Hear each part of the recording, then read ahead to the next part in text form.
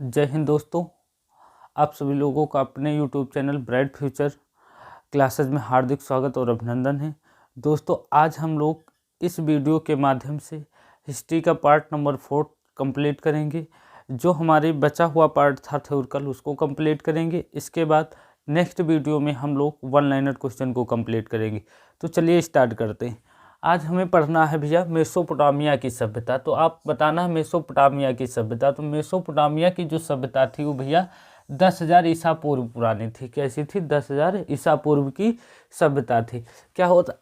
इसका विकास इराक के टिग्रिस एवं यूफ्रेट्स नदी, दलजा फरात नदियों के मध्य हुआ था। क्या था भैया? जो मेसोपोटामिया की सभ्यता है इसका जो विकास हुआ था वो इराक में टिग्रिस एवं यूफ्रेट्स नदी, जिसे हम लोग दलजा फरात नदियों के नाम से जानते हैं, के मध्य हुआ था। क्या हुआ था? अगर आपसे पूछ लिया जाए मेसोपोटामिया की सभ्यता का विकास कहाँ हुआ था, तो इराक में टिग्रिस और यूफ्रेट्स नदी, दलजा फरात नदियों के मध्य हुआ था। फिर यहाँ की मिट्टी अत्यधिक उपजाऊ थी। जो यहाँ की मिट्टी थी वो भैया क्या थी? अत्यधिक उपजाऊ थी। यह सभ्यता ग्रामीण सभ्यता थी। कैसी सभ्यता थी? ग्रामीण सभ्यता थी। इसके अर्थव्यवस्था का मुख्य आधार कृषि था। क्या था? जो मेसोपोटामिया की सभ्यता थी यह एक ग्रामीण सभ्यता थी और इसकी जो अर्थव्यवस्था था वो क्या थी? अर्थव्यवस्था का जो मुख्य आधार था भैया वो क्या था? कृषि था। और जो हमारी भैया सिंध सभ्यता होती है वो सिंध सभ्यता क्या होती है? एक शहरी सभ्यता होती है। और जो मेसोपोटामिया की सभ्यता होती है वो क्या होती है भैया? एक ग्रामीण सभ्यता होती है। इस समय के मंदिरों को जिगोरत कहा जाता था। क्या कहा जाता था? जो मेसोपोटामिया के मंदिर हुआ करते थे उन मंदिरों को जिगोरत कहते थे। क्या कहते थे? जिगोरत। मेसोपोटामिया की सभ्यता के 4 भाग थे। मेसोपोटामिया की जो सभ्यता थी भैया उसके टोटल 4 भाग थे। पहला भाग था सुमेरियन की सभ्यता। किसकी सभ्यता? सुमेरियन की सभ्यता। दूसरा भाग था बेबीलोन की सभ्यता। किसकी सभ्यता भैया? बेबीलोन की सभ्यता। और जो तीसरा भाग था वो सीरिया की सभ्यता था। किसकी सभ्यता था? सीरिया की सभ्यता। और चौथा जो भाग था कल्डिरिया की सभ्यता में था। जो मेसोपोटामिया की सभ्यता था उसको 4 भागों में बांटा गया था। एक पहला भाग था सुमेरियन की सभ्यता, दूसरा भाग था बेबीलोन की सभ्यता, तीसरा भाग था सीरिया की सभ्यता और चौथा भाग था कल्डिरिया की सभ्यता। सिकंदर ने इस सभ्यता का विनाश कर दिया। क्या कर दिया? जो मेसोपोटामिया की सभ्यता थी उसको सिकंदर ने क्या कर दिया भैया? विनाश कर दिया और इसके स्थान पर ग्रीक सभ्यता को थोप दिया। क्या किया? इसके स्थान पर किसको थोप दिया भैया? ग्रीक सभ्यता को थोप दिया। सिकंदर ने मेसोपोटामिया की सभ्यता का विनाश किया और इसके स्थान पर ग्रीक सभ्यता को थोप दिया। विश्व की सबसे पहली सभ्यता मेसोपोटामिया की सभ्यता थी। अगर पूछा जाए विश्व की सबसे पहली सभ्यता बताइए तो विश्व की सबसे पहली सभ्यता भैया मेसोपोटामिया की सभ्यता थी। जबकि विश्व की पहली नगरीय सभ्यता सिंध सभ्यता थी। अगर विश्व की सबसे पहली नगरीय या शहरी सभ्यता पूछी जाएगी तो आपको बताना है सिंध सभ्यता। अगर विश्व की सबसे पहली सभ्यता पूछी जाए तो बताना है मेसोपोटामिया की सभ्यता। ओके, अब हम लोग देखते हैं भैया मिस्र की सभ्यता। किसकी सभ्यता? मिस्र की सभ्यता 2100 ईसा पूर्व। तो 2100 ईसा पूर्व में हमें मिस्र की सभ्यता पढ़नी। तो मिस्र की सभ्यता जो है यह मिस्र के रेगिस्तानों में स्थित है। जो मिस्र की सभ्यता है भैया वो मिस्र के कहाँ स्थित है? रेगिस्तानों में स्थित है। फिर इससे नील नदी की देन कहते हैं। जो मिस्र सभ्यता है उसको हम लोग नील नदी की क्या कहते हैं भैया? देन कहते हैं। क्वेश्चन यहाँ पूछा जाएगा नील नदी की देन किस सभ्यता को कहते हैं? तो मिस्र की सभ्यता को नील नदी की देन कहते हैं। इस सभ्यता का विकास फिरौन के नेतृत्व में किया गया था। जो मिस्र की सभ्यता थी इसकी जो विकास हुआ था वो फिरौन के नेतृत्व में किया गया था। इस सभ्यता में पिरामिड, क्या भैया? पिरामिड, सूर्य, कैलेंडर तथा मिमी का विकास हुआ था। किसका विकास हुआ था? मिमी का विकास हुआ था। जो मिस्र सभ्यता है इस सभ्यता में पिरामिड, सूर्य, कैलेंडर तथा मिमी का विकास हुआ था। अर्थात इस सभ्यता का रसायन साधारण था। जो मिस्र की सभ्यता थी भैया, इसका जो रसायन था वो क्या था भैया, सुदृढ़ या मजबूत होता था। गिजा का पिरामिड, जो गिजा का भैया पिरामिड है सबसे प्रसिद्ध है। जो मिस्र सभ्यता में गिजा का पिरामिड है वो भैया क्या है, सबसे प्रसिद्ध है।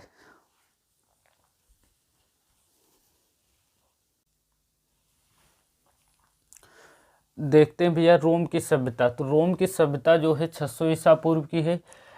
इसे इटली में विकसित किया गया। जो रोम की सभ्यता है वो भैया कहाँ विकसित किया गया, तो इटली में विकसित किया गया। इन्होंने पूरे भूमध्य सागर पर अधिकार किया। जो रोम की सभ्यता है, ये यहाँ के जो लोग थे वो क्या थे भैया, पूरे भूमध्य सागर पर क्या कर लिए थे, अपना अधिकार कर लिए थे। प्राचीन सभ्यता की यह सबसे विकसित सभ्यता थी। जो प्राचीन सभ्यता थी, जो प्राचीन सभ्यताओं में सबसे विकसित सभ्यता जो थी वो कौन सी सभ्यता थी, रोम की सभ्यता थी।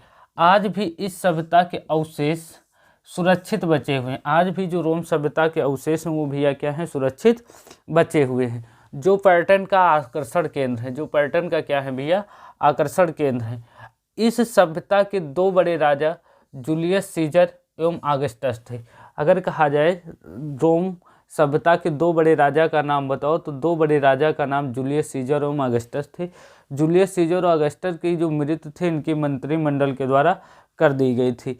जूलियस सीजर के ऊपर विलियम शेक्सपियर ने एक किताब भी लिखी है। ओके, तो यहाँ अब हम लोग पढ़ते हैं फारस की सभ्यता। किसकी भैया सभ्यता, फारस की सभ्यता, जो 500 ईसा पूर्व थी। कितनी थी, 500 ईसा पूर्व थी। यह वर्तमान ईरान में थी। कहाँ थी भैया, यह वर्तमान ईरान में थी। इस सभ्यता का विकास तेजी से हुआ। जो फारस की सभ्यता थी ये वर्तमान में ईरान में थी, और इस सभ्यता का जो विकास है वो भैया क्या हुआ, बहुत तेजी से हुआ। इन्होंने पूरे अरब प्रायद्वीप पर अधिकार कर लिया। कहाँ पर, ये जो फारस की सभ्यता है ये पूरे कहाँ पर, प्रायद्वीप पर अधिकार कर लिया। इनकी भाषा फारसी थी। क्या थी भैया, फारसी थी, तथा पारसी धर्म को मानते थे। और ये लोग पारसी धर्म को क्या करते थे, मानते थे। सिकंदर ने इस धर्म का अंत कर दिया। जब सिकंदर आए तब इस धर्म मतलब पारसी धर्म का क्या कर दिया भैया, अंत कर दिया। अब हमें पढ़ना है हड़प्पा। हड़प्पा की खोज 1921 ईस्वी में होती। कब होती है, 1921 ईस्वी में। इसकी जो खुदाई है वो दयाराम साहनी ने की। पूछा जाता हड़प्पा सभ्यता की खुदाई किसने करवाई, तो दयाराम साहनी ने। यह रावी नदी के तट पर स्थित है। कहाँ पर स्थित है भैया, रावी नदी के तट पर स्थित है। यह पाकिस्तान के माउंट गोमरी जिला में स्थित है। इसकी हड़प्पा सभ्यता की खुदाई दयाराम साहनी ने की, जो रावी नदी के तट पर पाकिस्तान के मोंटगोमरी जिले में स्थित है। विगत में हड़प्पा और मोहनजोदड़ो को एक विस्तृत साम्राज्य की जुड़वा राजधानी कहा। पिगट ने क्या कहा, हड़प्पा और मोहनजोदड़ो को एक विस्तृत साम्राज्य की जुड़वा राजधानी कहा। यहाँ से निम्नलिखित वस्तुएं मिली हैं। जो हड़प्पा है, हड़प्पा भैया जो सिंध सभ्यता या हड़प्पा सभ्यता कहा जाए, जो हड़प्पा स्थान है, यहाँ से कुछ निम्नलिखित वस्तुएं मिली, जैसे कुम्हार का चाक। क्या भैया, कुम्हार का चाक, अन्नागार, श्रमिक आवास, मातृ देवी की मूर्ति, लकड़ी की ओखली, लकड़ी का ताबूत, RH-37 कब्रिस्तान, हाथी का कपाल और स्वास्तिक चिन्ह, ये सब कहाँ से मिले हैं भैया, हड़प्पा से मिले हुए। अगर आपसे पूछा जाए हड़प्पा से कौन कौन सी वस्तुएं मिली हैं, तो कुमार का चाक, अन्नागार, श्रमिक आवास, मातृ देवी की मूर्ति, लकड़ी की ओखली, लकड़ी का ताबूत, RH-37 कब्रिस्तान, हाथी का कपाल, स्वास्तिक चिन्ह, ये सब कहाँ से मिले हुए हैं, हड़प्पा से मिले हुए हैं। क्वेश्चन पूछ लिया जाता है भैया लकड़ी की ओखली कहाँ से प्राप्त हुई, तो हड़प्पा से। लकड़ी का ताबूत हड़प्पा से। RH-37 कब्रिस्तान हड़प्पा से। कुमार का चाक हड़प्पा से। ओके, यहाँ के जो लोग, चांदी का सर्वप्रथम प्रयोग हड़प्पा सभ्यता के लोगों ने किया था। हड़प्पा के लोगों ने सर्वप्रथम चांदी का क्या किया था भैया, प्रयोग किया था। फिर देखो मोहनजोदड़ो 1921। मोहनजोदड़ो 1921। इसकी जो खुदाई की थी वो राखल दास बनर्जी ने की थी। किसने की थी? राखल दास बनर्जी ने। ये पाकिस्तान के लरकाना ज़िले में स्थित है। अगर कहा जाए मोहनजोदड़ो कहाँ स्थित है तो पाकिस्तान के लरकाना ज़िले में स्थित है। इसकी खुदाई राखल दास बनर्जी ने की थी। यह सिंध नदी के तट पर है। किस नदी के तट पर है? सिंध नदी के तट पर है। सिंध सभ्यता का सबसे बड़ा शहर है और जो मोहनजोदड़ो है ये सिंध सभ्यता का सबसे बड़ा शहर है। यहाँ मृतकों का एक बहुत बड़ा टीला है। जो मोहनजोदड़ो है वहाँ पर एक क्या खोद पाया गया कि जो मृत लोग हैं उनका एक बहुत बड़ा क्या पाया गया भैया? टीला पाया गया। यहाँ पर बहुत सी वस्तुएं मिली हैं, जैसे पुरोहित आवास, घर में कुआं, विशाल स्नानागार, अन्नागार, सूती वस्त्र, स्वास्तिक चिन्ह, सबसे चौड़ी सड़कें, सभागार, पशुपत शिव, काशी की नृत्य की, तांबे का ढेर। तो ये सब चीज़ें, ये सब जो वस्तुएं हैं ये कहाँ से प्राप्त हुई हैं? मोहनजोदड़ो से। मोहनजोदड़ो से क्या क्या मिला है? पुरोहित आवास, घर में कुआं, विशाल स्नानागार, अन्नागार, सूती वस्त्र, स्वास्तिक चिन्ह, सबसे चौड़ी सड़कें, सभागार, पशुपत शिव, काशी की नृत्य की, तांबे की ढेर। ये सब कहाँ से प्राप्त हुए हैं भैया? मोहनजोदड़ो से प्राप्त हुए हैं।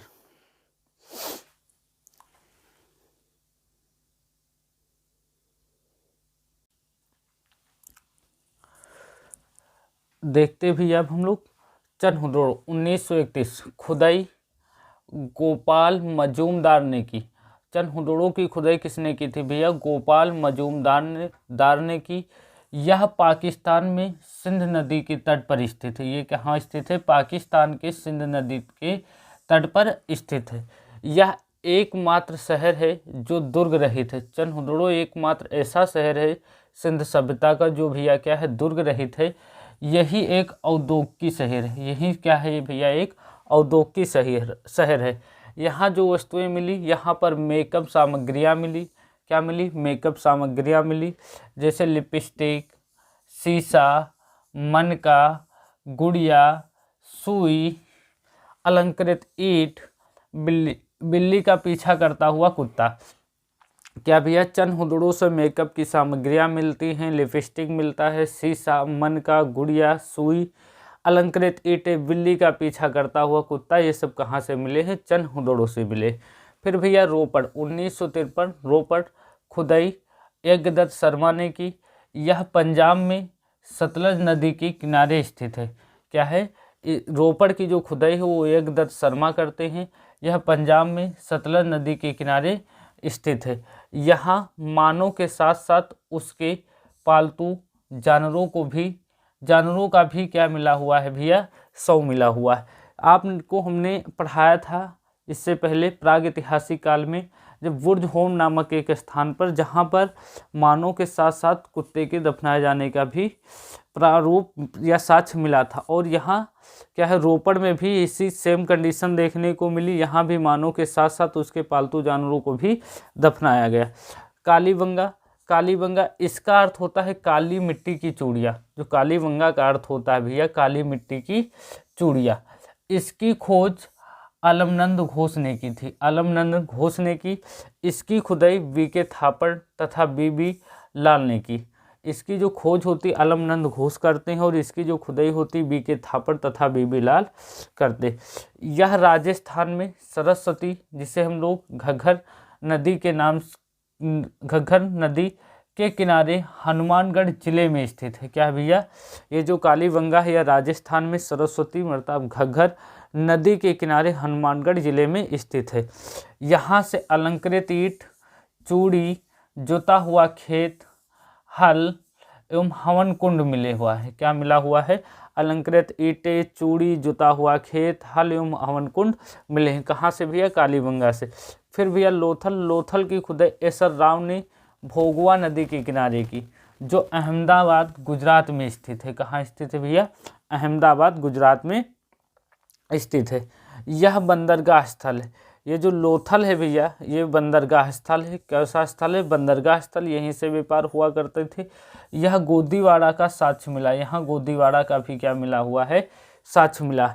यहाँ जो घर थे भैया यहाँ जो घर के दरवाजे थे वो सड़क की ओर खुलते थे। किस ओर खुलते थे? यहाँ की मतलब जो लोथल के जो घर बने हुए थे, यहाँ के जो घर के दरवाजे हुआ करते थे वो सड़क की ओर खुलते थे।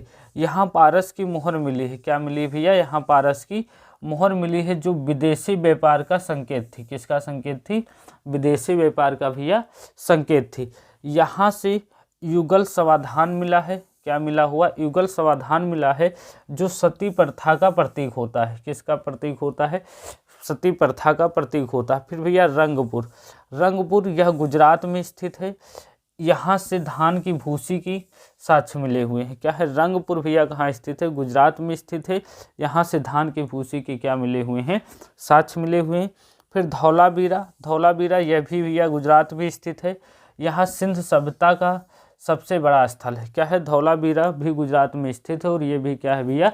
सिंध सभ्यता का सबसे बड़ा शहर है। इस प्रकार हमारा आदि ऐतिहासिक काल की जो थ्योरिकल पोर्शन होता है इस वीडियो में भैया कंप्लीट होता है।